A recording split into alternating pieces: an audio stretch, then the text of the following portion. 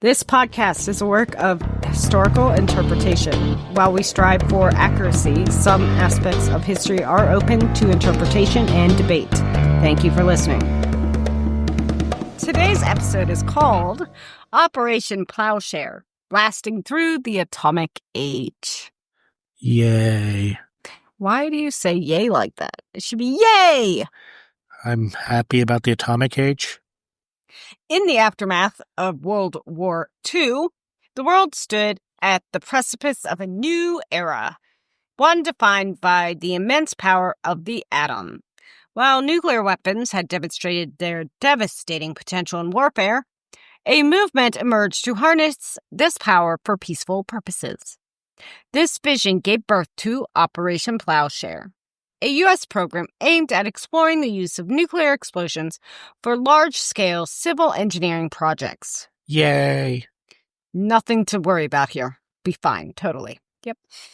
From carving out harbors to constructing canals, the initiative sought to transform instruments of war into tools for progress.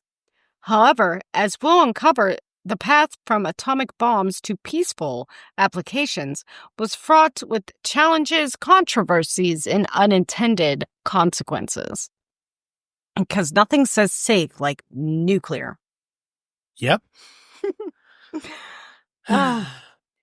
So, we have a headline from the New York Times, March 13th, 1957. That headline says, U.S. unveils nuclear peace plan, atom bombs to build harbors and canals.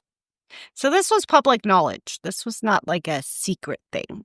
Dr. Edward Teller, a physicist, often dubbed the father of the hydrogen bomb, said in a 1960s conference, quote, "We have unleashed the atomic genie. It is now our responsibility to direct its power towards creating, not just destroying.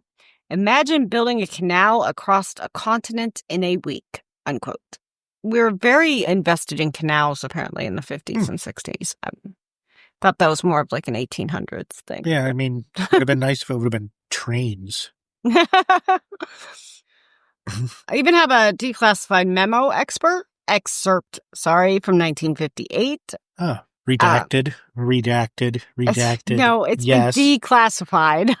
That doesn't mean that it's not redacted still. I'm sure there's stuff that's somebody took a Sharpie to. Probably. This says initial yields from peaceful nuclear excavation tests show potential for cost savings of up to 80% compared to conventional methods. Public perception remains an obstacle. Recommend increased emphasis on patriotic messaging and American technological leadership in public briefings. Like how to get around people being afraid of nuclear. I don't know why people would be afraid this shortly after World War II. I don't know. I don't know. No, I don't know.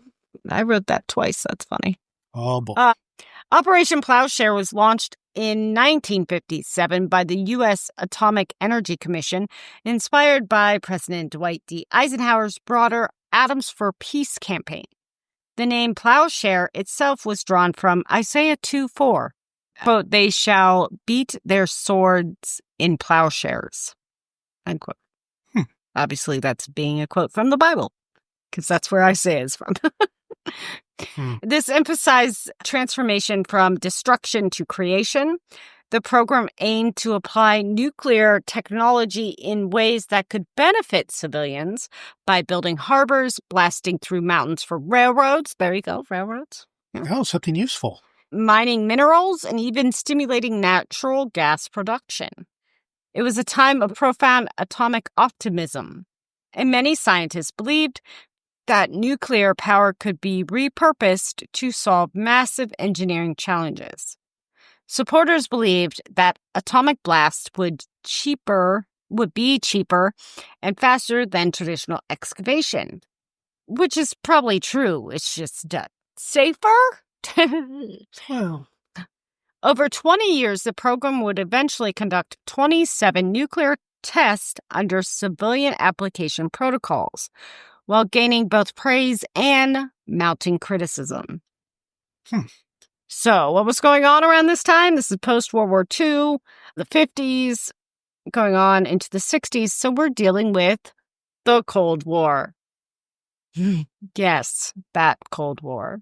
The program emerged amid Cold War tensions, with the belief that demonstrating peaceful nuclear technology could show American superiority not just in arms, but in scientific advancement.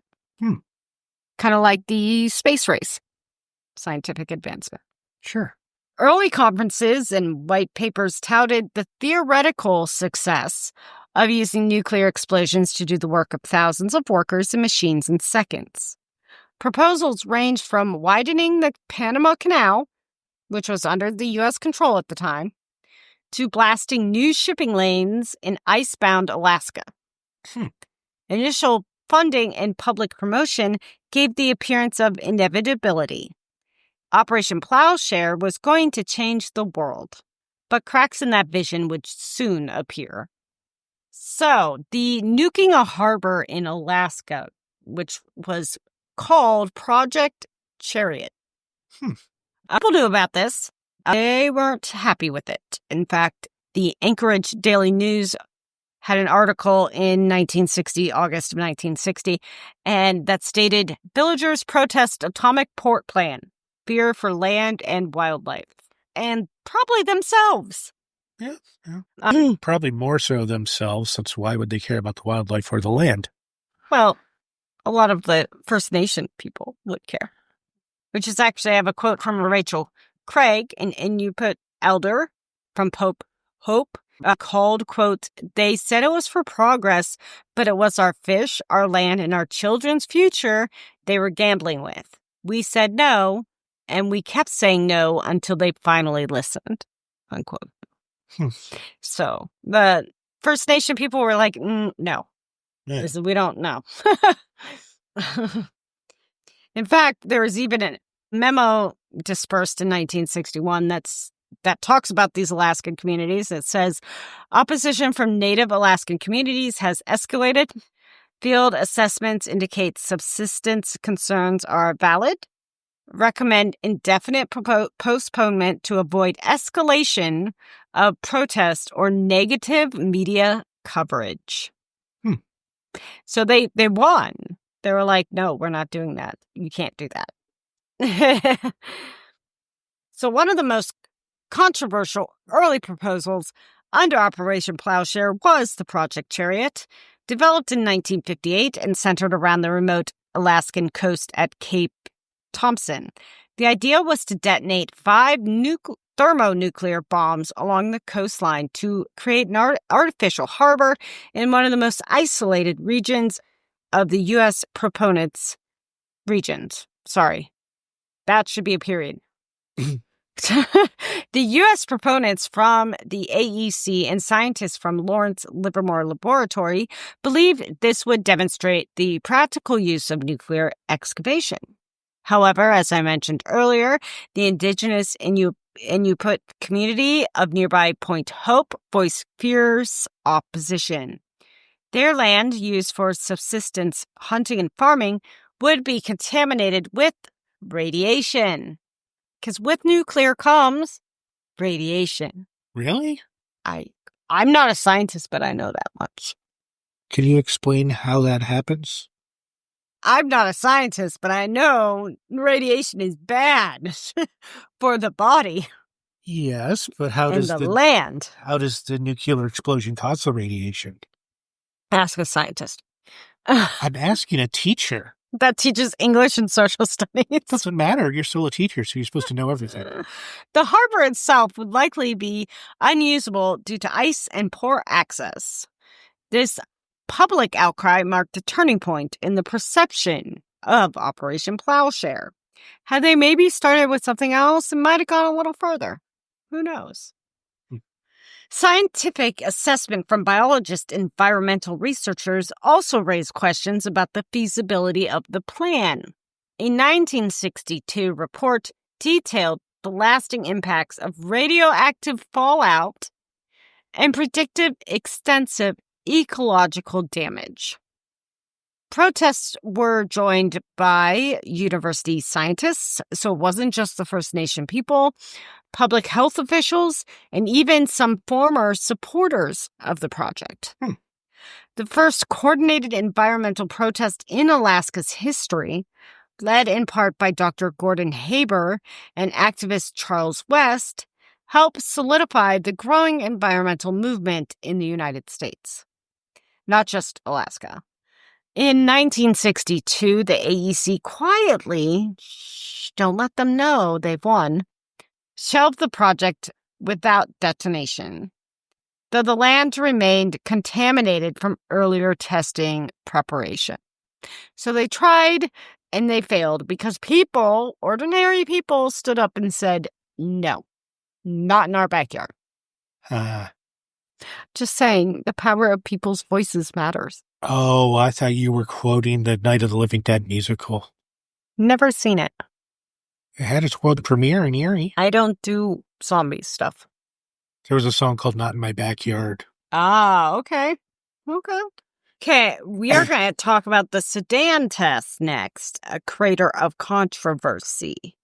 On July 6, 1962, the U.S. conducted the Sudan test, one of the most dramatic and visible events of Operation Plowshare, set at the Nevada test site.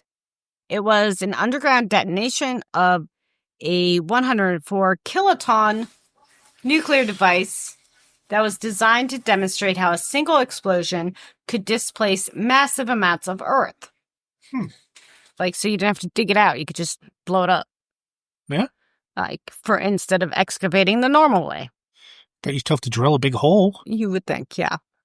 The result was the displacement of more than 12 million tons of soil, creating a crater 320 feet deep and 1,280 feet wide. The visual spectacle became symbolic of atomic ambition. The crater remains visible today and is a popular tourist attraction within Nevada's national security site. However, the environmental and human cost was substantial. The Sudan test released more radio fallout into the atmosphere, more than any other U.S. nuclear test to that point, estimated to have exposed more than 13 million Americans to radiation. Which is bad. According to declassified government documents and later health studies, the fallout contributed to increases in cancer risk and congenital disabilities in nearby regions. The test sparked public outcry and served as a turning point for opposition to Plowshare's methods. Many within the AEC began to question whether public support could be maintained for such operations, given the growing fear of invisible, long-lasting consequences of radiation poisoning. Because radiation's bad. Because, yes. So 1962, we have the Las Vegas Sun with their headline stating, "Massive Earth Blast Rattle Nevada Desert. Largest crater ever created by man."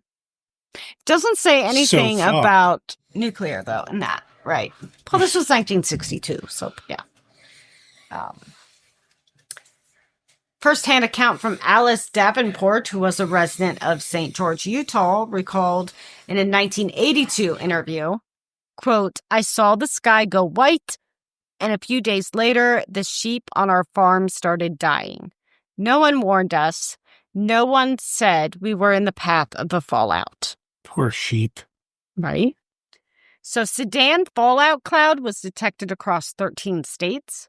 And another declassified memo excerpt, which I find these interesting.